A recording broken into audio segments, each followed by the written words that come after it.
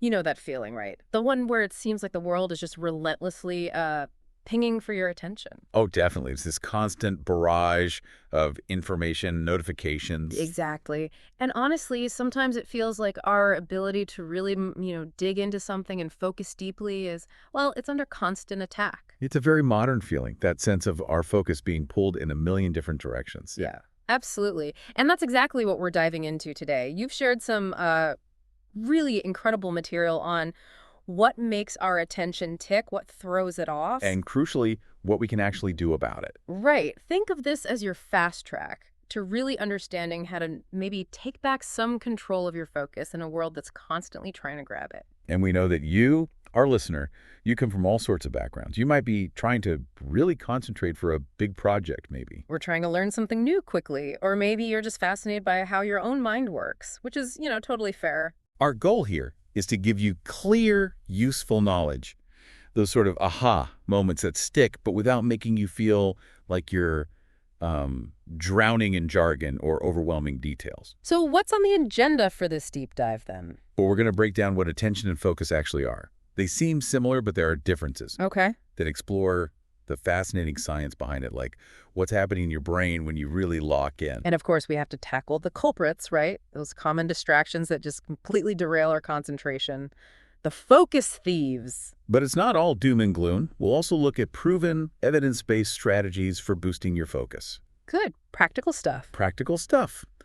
And the long-term wins you can expect from that. Plus, we'll even bust some of those persistent myths we hear about attention spans and multitasking. Oh, yeah. Definitely need to tackle that one. And at the end of the day, our mission really is to equip you with the understanding and the practical tools to cultivate a deeper, maybe more resilient focus. Because it isn't just about being more productive, is it? No, not at all. It's about enriching your learning, enhancing your overall well-being, and maybe finding a greater sense of accomplishment in a world that's just always demanding your attention. It's interesting, though, that this feeling of being overwhelmed isn't totally new. I mean, our sources mentioned that even back in the 19th century, with cities growing. Right. The rise of urban environments. Yeah. Yeah. People felt bombarded by stimuli even then. And even those medieval monks we picture in, like, total quiet contemplation, apparently they had their own battles with distraction, too. That's right. The human mind has always had to navigate a lot of input.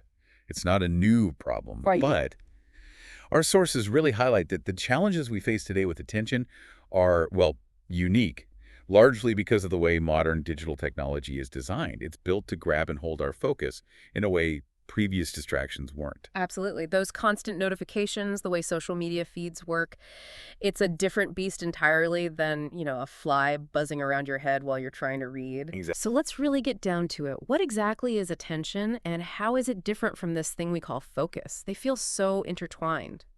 Okay, let's unpack this. Attention, at its heart, it's that fundamental mental ability that lets us zoom in on one specific thing. Could be something we see, hear, even just a thought, Right. while simultaneously tuning out all the other, less important stuff going on around us or inside our own heads. They're like a filter. Yeah, exactly like a filter. William James, way back, described it really well as taking possession by the mind of one out of what seems several simultaneously possible objects or trains of thought. Okay. Think of it like this. Our brains have a limited amount of processing power, right? Attention is like the gatekeeper that decides what gets access to those resources for deeper processing. Okay, so attention is the gatekeeper, the selection process. How does focus fit into that picture then? Because we do use those words almost interchangeably sometimes. We do, and they're definitely related. But you can think of focus as a more intense, more directed, and crucially, a sustained use of your attention. Ah, sustained. That feels key. It is. If attention is like pointing a mental spotlight in a certain direction, focus is maybe the brightness and the steadiness of that light and how long you can keep it fixed on one spot. Some people even call it an elevated version of attention. So it's not just noticing something, it's really locking onto it. Exactly. It's actively concentrating your mental energy on it. That makes sense. So like just generally listening to someone give a presentation, that's paying attention. But really digging into their arguments, taking notes, thinking critically about it, that's focus. Precisely. You nailed it. Yep. And the two really go hand in hand. Focus builds on attention. You have to first attend to something before you can really focus on it. Right, you need a target first. Exactly. Yeah. Attention is that initial selection, that tuning in. Focus is what comes after the active work of keeping your mind engaged on that specific thing. Without attention, focus has nothing to lock onto. And without focus, attention just flits around. Pretty much, yeah. It can be superficial, jumping from one thing to the next without ever really going deep. Okay, I'm starting to really see the distinction now. But our sources also mention that attention isn't just one single thing. Like, there are different types of attention. You're absolutely right. It's multifaceted. There's a really helpful model, actually, that breaks it down into different levels, sort of hierarchically, from the most basic up to the more complex forms. Okay, like building blocks. Kind of, yeah. The most fundamental level is just arousal, simply being awake and responsive to what's happening. Baseline stuff. Baseline. Then comes focused attention. That's your ability to react to a specific stimulus, a sight, a sound, a feeling. Like noticing a particular word someone says. Okay, so awake and noticing something specific. What's next? Next up is sustained attention. And this is all about being able to keep your attention on something for a period of time. That sounds like what most people mean when they say focus. It's a big part of it. And within sustained attention, there are actually a couple of subtypes. One is vigilance, which is like watching out for something that doesn't happen very often. Think of an air traffic controller monitoring screens. Right. Waiting for that blip. Exactly.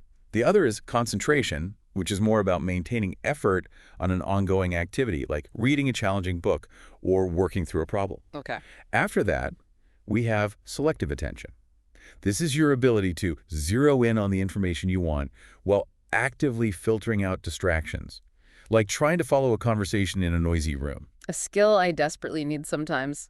Okay, what else? Then there's alternating attention. This is about mental flexibility, shifting your focus back and forth between different tasks that have different requirements. Like you're writing an email, the phone rings, you answer it, then you could go back to the email and pick up where you left off. Okay, that requires switching gears. Definitely. Yeah. And then we have divided attention, which is what most people call multitasking. Now, our sources are pretty clear on this. Uh-oh. Yeah. While we often talk about doing two things at once, what's usually happening is our brain rapidly switching its attention between those tasks. And the research shows this is generally not a very efficient way to work. Yeah, I think we've all tried to text and listen to someone at the same time. It rarely ends well. Exactly. A couple of other distinctions the model makes are overt versus covert orienting. Overt is when you physically move your eyes or head to look at something. Looking directly at it. Right. Covert is when you shift your attention mentally without any outward movement, like noticing something out of the corner of your eye while staring straight ahead. Okay. And the last one. Exogenous versus endogenous orienting. Exogenous is when something external grabs your attention automatically, like a sudden loud bang. Bottom-up attention. Exactly. And endogenous is when you intentionally direct your attention based on your own goals or instructions, top-down attention. Like searching for a friend's face in a crowd. This hierarchical idea makes a lot of sense. You can't really expect to juggle multiple tasks effectively or even switch between them well if you're struggling with just keeping your focus on one thing for a while, right? Precisely. The model really emphasizes that these skills build on each other. If you're having trouble at a more foundational level, like just staying alert because you're tired, it's going to impact your ability to do the more complex things, like selectively filtering distractions or switching between tasks smoothly. So that distinction between just passively paying attention versus actively focusing is really important for those harder tasks, the ones that need deep work. Absolutely crucial. Paying attention can sometimes be passive, just letting information wash over you. Focusing is active, effortful work. So maybe thinking about these different kinds, it could be useful for you, the listener, to think about which types feel most challenging. Like, is it tuning out noise, sticking with a long project, switching gears efficiently? Absolutely. Understanding this spectrum can give you really valuable insights into your own attentional profile, your strengths and weaknesses, and that can help you choose more targeted strategies for improvement later on. Okay, so we have a much better handle now on what attention and focus are and the different forms they take. Now, let's get into the brain itself. What's actually going on inside our heads when we're trying to focus? It's not just some, mystical mental power, is it? Not at all. It's very physical, very biological. Attention arises from this really intricate and dynamic teamwork of interconnected brain regions. Think of it like an orchestra, maybe. Okay, I like that analogy. Different sections have specific roles, and they all need to be coordinated to produce the music, or, in this case, focused attention. All right, Maestro, give us the rundown. Who are the key players in this attentional orchestra? Okay, first up, right at the front, we have the prefrontal cortex, the PFC. You can think of this as the executive control center. The boss. Pretty much, yeah. It's absolutely vital for that top-down, goal-directed attention, where we consciously decide what to focus on. It handles planning, decision-making, working memory. Holding things in mind. Exactly. And crucially, inhibiting distractions, blocking out the noise. But interestingly, this area is really sensitive to things like stress and lack of sleep. So if I'm stressed or tired, my brain's CEO is basically having a bad day and can't manage my attention properly. Makes total sense. That's a great way to put it. Next, we have the parietal lobe, specifically an area called the posterior parietal cortex, or PPC. This region is key for our awareness of space and for directing our attention to specific locations. So where to focus in the world around us? Right, it helps us shift our attention, integrate information from different senses. Damage here can even lead to conditions like unilateral neglect, where someone is completely unaware of things on one side of space. Wow. That really highlights its importance. What about the cingulate cortex? I often hear that linked with emotions. It is, but the anterior cingulate cortex, the ACC, plays a really interesting role in attention too. It acts like a kind of conflict monitor and error It's detector. like an internal quality control. Sort of, yeah. It becomes more active when tasks are demanding, when we need to override an automatic response, or when we make a mistake. It helps allocate attentional resources, influences motivation, and plays a part in how emotions and cognition interact. It's like the brain's traffic controller, prioritizing what's important. Okay, so the CEO, PFC, the Where to Look department, PPC, and the traffic controller, ACC. Who else is crucial? Then we have the locus coeruleus, or LC. It's a small area deep in the brainstem, but it's the primary source of a key neurotransmitter called noradrenaline, or norepinephrine. Ah, noradrenaline. I've heard of that. It's absolutely crucial for regulating our overall arousal level, our alertness, and the general focus of our attention. It sends signals throughout the brain influencing those other areas we just talked about. Okay, and the thalamus, isn't that like a relay station for senses? It is, absolutely. The thalamus acts as a central hub, processing and relaying most sensory info except smell up to the cortex. But it's also vital for regulating alertness, sleep-wake cycles, consciousness. So it's involved in attention too. Definitely. Specific parts generate rhythmic electrical activity alpha waves involved in filtering out unimportant sensory input. And that filtering is modulated by noradrenaline from the locus coeruleus. It's all deeply interconnected. It really is amazing how all these different parts work together. And it's not just the regions, right? It's how they communicate. You mentioned brainwaves and neurotransmitters. Exactly. Neurons communicate electrically through coordinated firing patterns, brain waves, and chemically via neurotransmitters. Neuronal synchrony is when large groups of neurons fire rhythmically together. Like they're singing in tune. Huh? Yeah, something like that. This coordinated activity is thought to amplify the important signals, making them stand out. Different frequencies or speeds of these brainwaves are linked to different attentional states. Like those alpha and gamma waves people talk about. Precisely.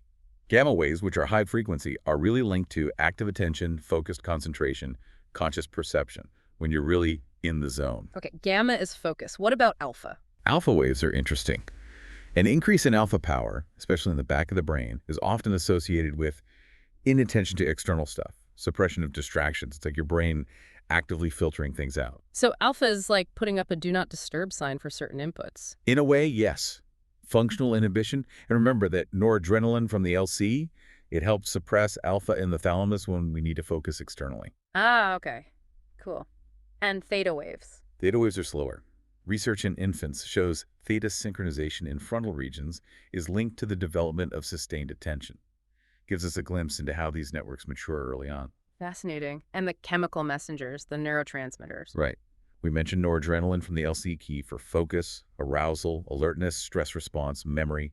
It helps shift and sustain attention, suppresses distracting alpha. Okay. And dopamine. That's usually linked to reward. It is, but dopamine is also crucial for the motivational aspects of attention, reward processing, and executive functions like working memory and flexibility. Imbalances in the ACC have been linked to attention deficits. Yes. And novel or rewarding stimuli trigger dopamine, which certainly grabs our attention. It's just incredible how these electrical and chemical signals are so precisely orchestrated. And it makes sense that different types of attention would lean more heavily on certain parts of this network. Absolutely.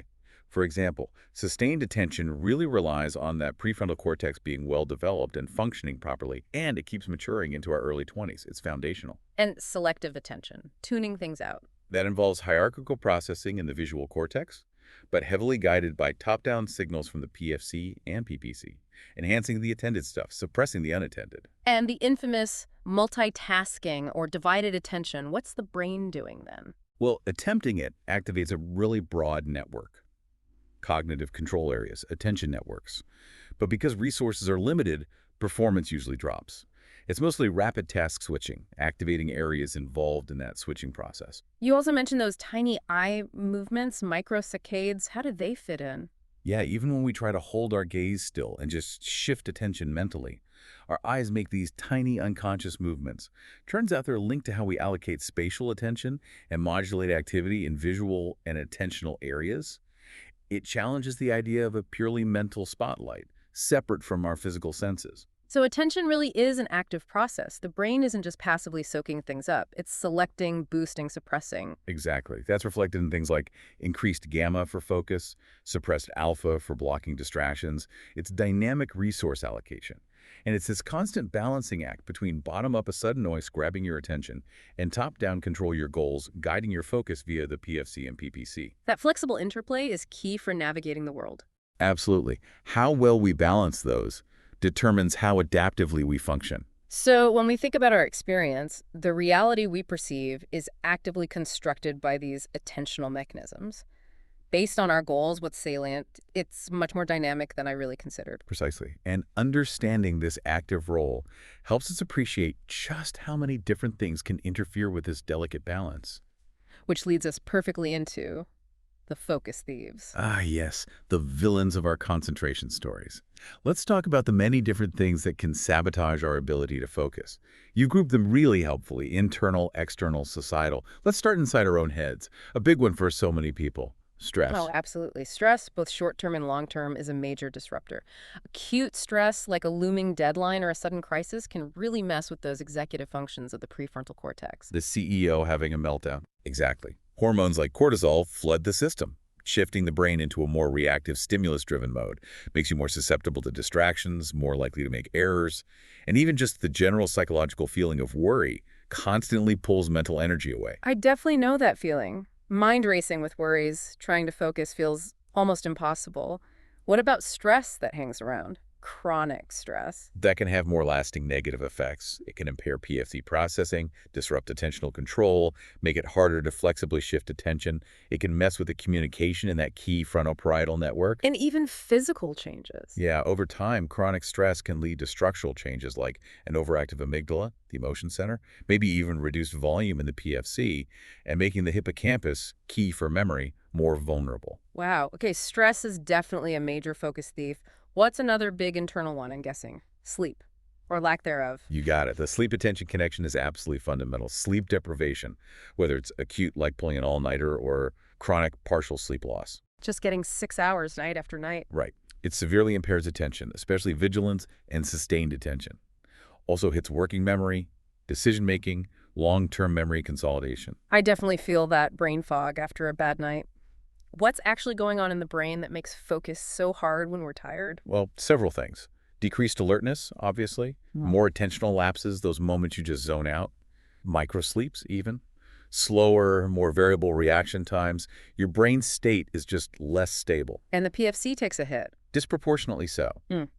Those executive functions, planning, problem-solving, focus, are particularly vulnerable. Plus, there are neurochemical imbalances, like with dopamine receptors in the ACC, changes in orexin levels. And the effects add up, right? Chronic lack of sleep isn't something you just bounce back from easily. No, it's insidious. The cumulative decline can be significant. Long-term deprivation. Some studies compare the cognitive impairment to being legally intoxicated. Wow. That's a really sobering thought. Okay. Stress, lack of sleep. Yeah. Huge internal thieves. Now let's turn outside. And I think the elephant in the room for most of us, the digital deluge. Absolutely. The sheer volume and velocity of digital information, it just overwhelms our processing capacity. This information overload leads to distraction, difficulty making decisions, stress, Maybe reduced attention spans, certainly PFC overload. It feels like we're just constantly being bombarded. Notifications, emails, feeds. Exactly. These perpetual digital distractions and interruptions from smartphones, social media, email, they fragment our attention constantly. This forces frequent task switching, which has that cognitive cost we talked about, attention residue. Right, where part of your brain is still thinking about the last thing. Precisely. It reduces efficiency. And there's research, like Dr. Gloria Mark's work, showing decreasing periods of uninterrupted attention on screens over the years, down to less than a minute sometimes. Less than a minute. Wow. And what about social media specifically? It feels designed to distract. Well, many platforms are designed that way. Infinite scrolling, variable reward schedules with notifications, they tap right into our dopamine system, can foster addictive use patterns. Does it actually shorten our overall attention span, though? The direct causal link to a universally shortened capacity across all contexts is debated, but it certainly trains us for rapid attentional shifts and might impact things like delayed gratification. Plus, there are the mental health links, stress, anxiety, social comparison, burnout, and the blue light affecting sleep. It's a tangled web, and the impact on kids and teens. That's a huge concern. Potential developmental impacts on communication, problem solving, executive function, attention regulation, maybe difficulties with socialization, increased risk of mental health issues like ADHD-like symptoms, anxiety, depression. Constantly shifting attention might hinder the development of sustained focus. A lot to consider there. Okay, another external factor, one that society almost seems to valorize, multitasking. Yes, the multitasking myth, so pervasive, often seen as necessary, even desirable. Great multitasker on a resume. Exactly. But the reality is, our brains aren't built for efficient simultaneous processing of complex tasks. It's usually rapid task switching. With those cognitive costs. Right. Increased cognitive load, working memory overload, reduced efficiency, maybe up to 40% productivity loss just from switching, more errors, impaired memory, even less satisfaction with the work. It overburdens executive functions and hinders deep engagement. And it's stressful. Linked to increased stress, anxiety, depression, likely due to that constant cognitive strain. So yeah, it's generally counterproductive. Good to keep reminding ourselves of that. What about our physical surroundings? Environmental saboteurs like noise and clutter. Absolutely significant. Noise, especially chronic exposure, impairs both bottom-up and top-down attention. Research shows links to reduced cognitive test scores, changes in brain responses like the P300. Does the type of noise matter? Yes. High levels reduce visual and auditory attention, increase mental workload. Loud, unpredictable noise is generally disruptive. Though interestingly, some find moderate ambient noise helpful for certain tasks, but loud, intrusive noise is almost always bad for focus. Okay. And clutter. Does a messy desk really mean a messy mind, or distracted mind at least? There's definitely a link. Excessive visual stimuli increase cognitive load, make it harder to filter, reduce working memory capacity. Clearing clutter genuinely seems to improve focus, efficiency, productivity, and fosters mental clarity. And less stress, too. Yeah, clutter can contribute to stress. Studies have even shown higher cortisol levels in cluttered homes and potentially anxiety and depression. So tidying up can actually be a focus strategy. Okay, physical environment matters. Now, something maybe less obvious, nutritional gaps. How does what we eat affect focus? Hugely. Poor nutrition or malnutrition increases the risk of deficiencies that negatively impact cognition. Think brain fog, difficulty concentrating, memory issues. Are there specific nutrients strongly linked to attention? Yes. Deficiencies in things like vitamin D, often linked with mood, too. B vitamins, which are vital for neurotransmitter synthesis. Iron, crucial for brain development. Omega-3 fatty acids for brain cell membranes. Magnesium for the stress response. Zinc, vitamin C, the list goes on. And typical modern diets might be lacking. Often, yeah. They can be low in these essentials. A balanced diet, rich in whole foods, is fundamental for supporting brain function. It's amazing how interconnected it all is. Finally, you mentioned some other internal influences beyond stress and sleep. Right. Our current emotional state plays a role. Negative emotions tend to narrow focus, often onto threats, while positive emotions can broaden it. Emotionally charged things grab attention powerfully. Makes sense. Our motivation and interests are huge drivers. We naturally focus better on things we care about. Lack of motivation is a major hurdle. General fatigue, physical discomfort, illness, our overall organic state matters. Arousal level 2, being too sluggish or too wired, is bad for focus. Even our perception of how much effort a task requires influences attention allocation, and our current mindset or trains of thought make us more attentive to related information. It really sounds like all these focus thieves are interconnected. Like stress leads to poor sleep, which impairs attention, which causes more stress. Yeah. A vicious cycle. Exactly. They create these negative feedback loops. But the flip side is addressing just one factor can sometimes create cascading positive effects. That's hopeful. It is. And as we said, that multitasking myth is particularly insidious because society often praises it, despite the neurocognitive reality of task switching costs. Understanding those costs is really step one. Okay, so we've identified a whole army of focus thieves, internal and external. Now for the crucial part. What can we actually do about it? Let's dive into some evidence-based strategies for sharpening focus. You've got them grouped into mental training, lifestyle, and environment work structuring. Let's start with training the mind. Great. Because just like physical muscles, our mental focus muscles can be trained. One really powerful approach is mindfulness and meditation. That comes up a lot these days. What's the core idea for focus? At its core, it's about intentionally bringing awareness to the present moment without judgment, often using an anchor like your breath or body sensations. When your mind wanders, which it will do, you gently redirect it back. This directly trains attentional control, reduces mind wandering, enhances self-regulation. And this actually translates to better focus in daily life, not just while meditating. Yes, the research is pretty strong here. Regular practice improves sustained attention, selective attention, executive control, working memory. It also helps reduce rumination, those repetitive negative thoughts, and emotional reactivity. And it actually changes the brain. It seems to, yes. Neuroimaging studies show structural changes like strengthening the cortex, increasing gray matter in attention and memory regions. It can alter connectivity between key brain networks involved in attention like the default mode network and executive control networks, changes in PFC and ACC activation too. Wow. Are there specific types of meditation best for focus? While general mindfulness is great, focused attention meditation, FAME, where you deliberately hold focus on one thing like the breath, is particularly good for training sustained attention. Vipassana, walking meditation, many forms can help. And how does someone start? Start small. Short, guided sessions. Maybe just 5–10 minutes a day. Apps can be helpful. Consistency is key, gradually increasing duration, perhaps. Okay, mindfulness sounds like a solid foundation. What about other mental training? Things like cognitive training programs or brain exercises. Right. Cognitive training involves structured mental activities designed to challenge specific abilities, including attention. There's some promise here. Like puzzles and games. Exactly. Puzzles, specific memory games, visualization exercises, even learning dance sequences or navigating mazes. Some studies show benefits for attention, thinking skills, memory, especially in older adults. Even brief sessions might help. What about that specific working memory training, like the N-back task? WMT targets holding and manipulating info in your mind. It has shown some potential benefits for attention and emotional regulation, particularly in ADHD research focusing on inhibition. But its broader applicability is debated. Ah, okay. So maybe not a silver bullet. Probably not. The American Psychological Association, for example, suggests benefits might be task-specific, with limited generalization to broader skills like overall attention, reading, math, or general IQ. Real-life improvements might be small. Some question its utility for conditions like ADHD or dyslexia compared to other interventions. And we should be wary of commercial programs making big claims. Definitely. Be cautious with exaggerated claims. Improvements are often specific to the trained tasks. Diverse real-world experiences, learning new skills, exercise these might be better for overall cognitive enhancement. And that neuromyth of just using digital media somehow training global skills needs critical evaluation. Good point. What about neurofeedback? That sounds very high-tech. It is. It uses real-time EEG display to teach self-regulation of brainwaves.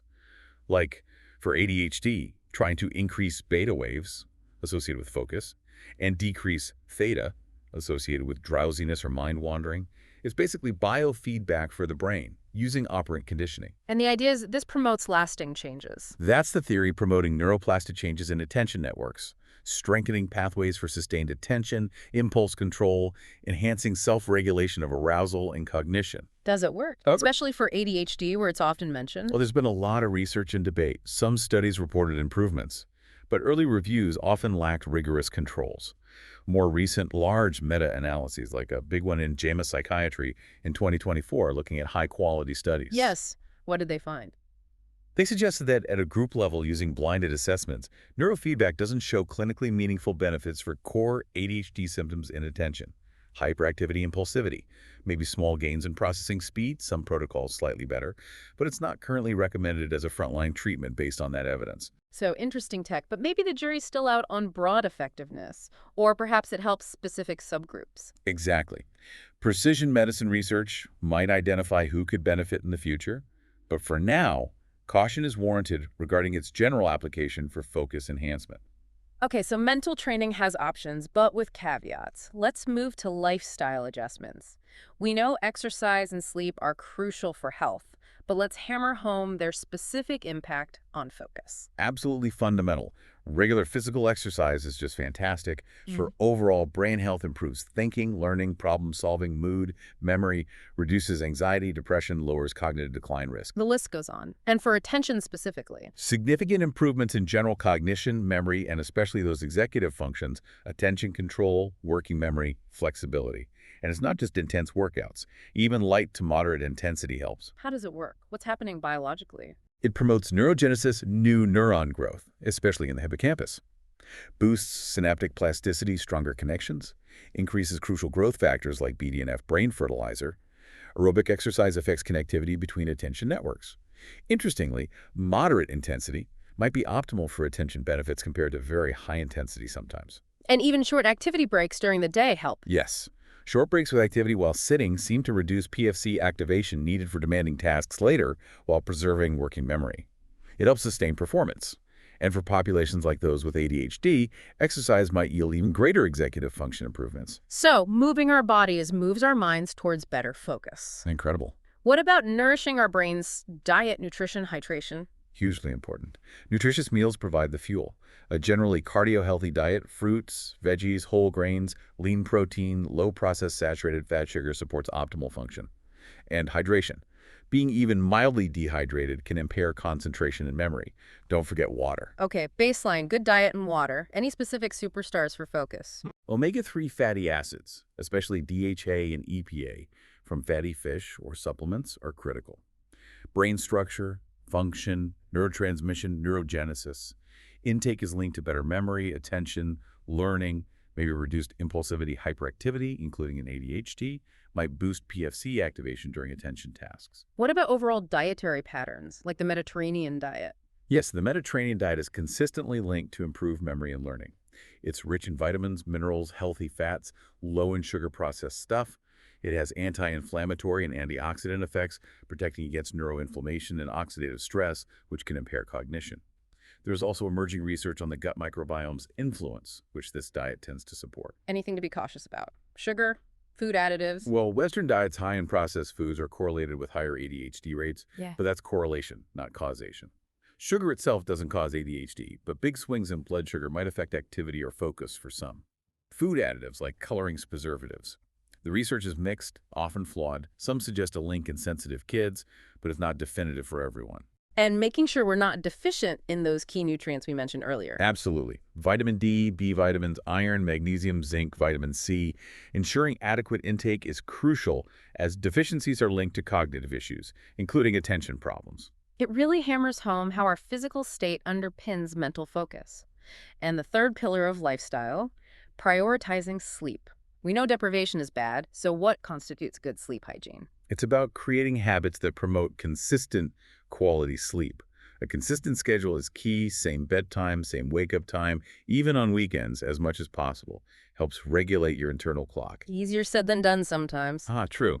A relaxing pre-bed routine helps signal wind-down time, maybe light stretching, calm music, breathing exercises, a warm bath, non-caffeinated herbal tea. Optimize the bedroom environment, dark, quiet, cool, comfortable. Avoid stimulants, caffeine, nicotine, and alcohol close to bed.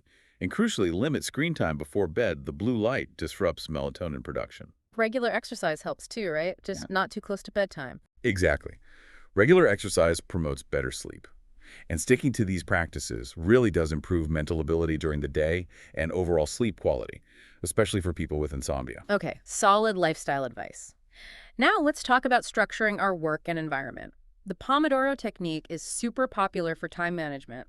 How does it help focus? It works on several levels. You break work into focused intervals, usually 25 minutes, a Pomodoro, then a short break, 5 minutes. Mhm. After 4 Pomodoros, a longer break. Creates urgency. Yes, that fixed time creates urgency, taps into the Zeigarnik effect, where we remember uncompleted tasks.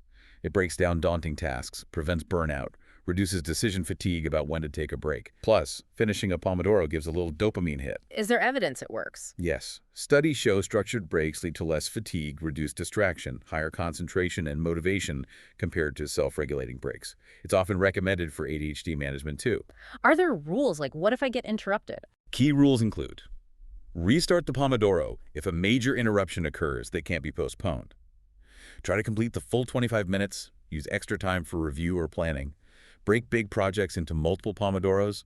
Batch small, similar tasks into one Pomodoro. I can see how that structure would really help. What about setting up our physical environment? Creating a focus-friendly physical space is crucial. Ergonomics first make sure your setup is comfortable. Reduces physical strain, which is itself a distraction. Proper desk height, chair support, monitor position, arm's length, top slightly below eye level. Keyboard mouse placement, straight wrists, adjustable desks are great. And decluttering. Yes, decluttering. Reduces visual distraction, cognitive overload, improves working memory, fosters mental clarity, reduces stress, boosts productivity, tidy space, tidier mind. Noise management. Find your balance. Maybe noise-canceling headphones, maybe white noise, nature sounds, or instrumental music to mask distractions if silence is too quiet or unattainable. Experiment to find what works for you. Any other factors? Light? Temperature? Yeah, good natural light if possible. Soft, warm, artificial lighting is often better than harsh fluorescence. A comfortable temperature. Maybe even calming colors like blues or greens in the decor. Small things can add up. Okay, intentional physical space setup. What about the digital environment? That feels like the Wild West sometimes. It does. So designing your digital environment is key. Notification management is huge. Use built-in OS features like focus modes on iOS or digital well-being on Android. Specify allowed apps contacts during focus times. Silence others. Hide notification badges. Automate based on time, location, app use. Set app time limits. Schedule notification summaries. Or just turn them all off. That's a simpler strategy. Turn off non-essentials. Log out of distracting platforms. Schedule specific times to check email, social media. Instead of being reactive, take control. Are there specific apps or tools that help? There are many. Their effectiveness varies, but they can help some people. Pomodoro timers, like Forest, Focus Keeper. Distraction blockers. Freedom, cold turkey that block websites or the whole internet. Ambient sound generators, focus at will. Even visual timers, like Goblin X for ADHD, can improve time awareness. Blocking the internet entirely. Does that help? Some research suggests intentionally taking breaks, even blocking mobile internet, can improve sustained attention, mental health, well-being.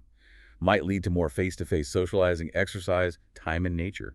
Worth considering. It really sounds like the best approach is combining these strategies. Mindfulness in a quiet space after a good night's sleep.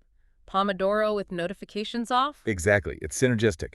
Many strategies reduce unnecessary cognitive load decluttering, notification management. Pomodoro breaks down tasks. Others strengthen the brain's capacity to handle load mindfulness, exercise, good nutrition. And it reinforces that attention is a skill. It can be trained, like a muscle, with consistent effort and the right techniques. Precisely. It's not just something you either have or don't have. You can cultivate it. So we've covered how to sharpen focus. Now, what are the bigger payoffs, the long-term benefits, the ripple effect? It's not just about ticking off today's tasks, is it? Not at all. The benefits are wide-ranging. A huge one is enhanced learning, memory, and skill acquisition. Sustained focus is crucial for absorbing information, integrating it. Especially important for kids learning. Better grades, better understanding. Yes, stronger sustained attention is linked to better academic performance math, reading comprehension, test scores. It improves memory recall, working memory, cognitive processing speed, and continuous learning throughout life, which requires focus, boosts cognitive abilities, problem solving, mental agility. That makes perfect sense. What about productivity and success, professionally or academically? Well-developed productivity skills, focus, organization, distraction management are indispensable. Monotasking drives productivity and quality. Deep work allows for better analysis, creativity, higher standards, better client relationships, and lifelong learning, relying on focus, fuels career advancement. So better work, better career prospects potentially. What about our internal state? Mental well-being, stress, emotions. Focus plays a big role here too. Selective attention helps regulate emotion, consciously focusing on the positive, for instance. Meditation, training focus, demonstrably calms the mind, reduces stress, improves emotional well-being, reduces rumination, decreases reactivity. Even environmental strategies like decluttering reduce stress. And finally, achieving personal goals and overall life satisfaction. Focus is instrumental. Goals direct attention purposefully. Sustained focus allows consistent progress towards those goals. Mm. Achieving goals boosts self-efficacy, positive feelings, life satisfaction. Again, lifelong learning requiring focus is linked to greater fulfillment. It really sounds like a positive upward spiral. Better focus, better learning work, less stress, better mood, achieving goals, more satisfaction. It all feeds itself. Exactly. And it highlights the importance not just of the capacity for attention, but the skill of directing it intentionally. Metacognition, goal setting, mindfulness, emotion regulation, they all involve conscious allocation. The aim is choosing where your mental spotlight shines. So investing in our focus really is investing in our overall growth and well-being, a powerful motivator. Okay, before we wrap up, let's tackle some common misunderstandings, those persistent myths about attention. Let's clear the fog. Yes, definitely worth doing. One really common one is the goldfish attention span myth. The idea that human attention spans are now shorter than a goldfish's, thanks to technology. Oh yeah, I've seen that 8 or 9 second thing everywhere. Any truth to it? Not really. It's largely unsubstantiated, likely from dubious sources. Concerns about attention decline are historical, not new. Humans can still focus for hours on engaging topics. What we see is decreased focus on digital screens, reflecting media interaction and task switching, not necessarily a shrunken overall capacity. So we're distracted, maybe, but not fundamentally incapable of focus. Exactly. Attention is directed elsewhere, not gone. Okay, myth busted. What's another one? The truth about multitasking, the myth being it's efficient, a desirable skill. Right, we touched on this, but it bears repeating because it's so ingrained. It does. The Yeah. reality, brain isn't wired for simultaneous complex tasks. It's rapid task switching with cognitive costs, reduced efficiency, up to 40% loss, increased errors, stress, impaired decision-making, shallower thinking, resumption lag. It's counterproductive. Okay, ditch the multitasking badge of honor. What about brain training hype versus reality? The myth is commercial programs significantly improve broad cognition, Yeah. transfer easily to real-world tasks, boost intelligence. And the reality. Evidence is mixed, often falls short of the hype. Modest improvements on trained tasks, limited evidence of generalization to untrained tasks, or significant IQ gains. Diverse experiences, real-world learning, exercise, social engagement are often more effective for overall cognitive health. Be critical of claims, many are based on limited or flawed studies. And scrutinize that neuromyth of digital media use being training. So entertaining, maybe, but not a magic bullet for brain enhancement. You also wanted to clarify misconceptions about ADHD. Yes. Sadly, many myths persist. That it's not real, just laziness, bad parenting caused by sugar or screens. That it only affects hyperactive boys, kids outgrow it, or that medication is inherently dangerous. Those are definitely common refrains. What's the evidence-based reality? ADHD is a legitimate neurodevelopmental disorder, neurobiological, genetic basis, brain differences, especially in the PFC. It's not laziness, it's difficulty regulating attention behavior. It presents differently. Inattentive type, often missed, especially in girls. It often persists into adulthood. Parenting diet screens don't cause it. Medication, when monitored, is generally safe and effective, can even reduce risks like substance abuse associated with untreated ADHD. So important to get the facts straight and challenge that stigma. Any other common concentration myths? Just a few quick ones. Myth, breaks disrupt workflow and hurt productivity. Reality. Strategic breaks are crucial for maintaining performance, reducing fatigue, boosting creativity, aiding memory. Okay, breaks are good. Myth. Starting a task quicker is always faster overall. Reality. Rushing without planning, procrastination, can lead to wasted effort, suboptimal strategies. Planning and reflective procrastination can be better. Plan first, then act. Got it. Myth. Attentional quantity, hours spent, matters more than quality. Reality. Deep, concentrated attention is finite. Prioritizing quality during dedicated periods with breaks is more effective than long hours of fragmented, distracted attention. Those long, distracted days often aren't restorative anyway. Quality over quantity for focus. Makes sense. It seems these myths often come from oversimplifying things. Or misinterpreting findings, yeah. Believing them leads to ineffective strategies, unrealistic expectations, self-blame, and their persistence creates societal pressures that can actually undermine focus. This has been a really comprehensive deep dive. Wow. Just to quickly summarize, we've looked at what attention and focus really are, the many things internally and externally that challenge them. The focus thieves. Right. And crucially, a whole toolkit of evidence-based strategies, mental training, lifestyle changes, structuring our environment to sharpen that focus. We also touched on the big long-term benefits for learning, productivity, well-being, achieving goals. And finished by debunking some of those really common myths that can lead us astray. And the key takeaway, I think, is that attention isn't fixed. It's a skill we can all develop and improve with practice and the right approaches. Absolutely. So, as you, our listener, go about your day after hearing this, maybe take a moment. Think about which specific focus thieves might be most prominent in your life right now. Is it stress, sleep, digital distractions? And maybe choose just one small, actionable strategy from the toolkit we discussed. Something from mental training or lifestyle or environment, just one thing to experiment with in the coming days. Remember, true focus isn't just about avoiding distraction. It's more about intentionally directing that mental spotlight towards what truly matters to you. Well said. We invite you to continue exploring and reflecting on your own journey towards cultivating deeper, more resilient focus in your life.